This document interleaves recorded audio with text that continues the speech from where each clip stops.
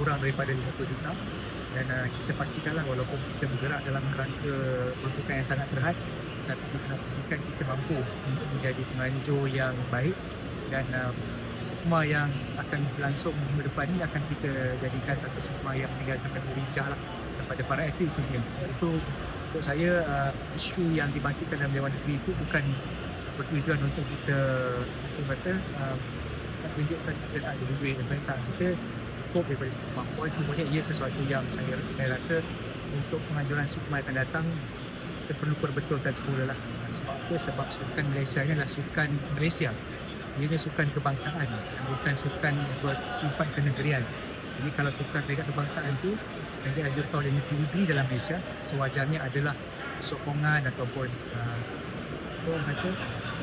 sumbangan dan kerjasama daripada pihak kerajaan persekutuan.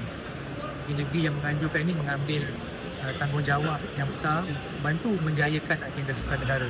Jadi kita harap di Kelantan nanti, di negeri yang seterusnya, perlulah ada sokongan ataupun kerjasama daripada pihak KBS dan sukan negara untuk membantu melicinkan penganjuran satu sukan atau acara yang sifatnya adalah sukan kebangsaan.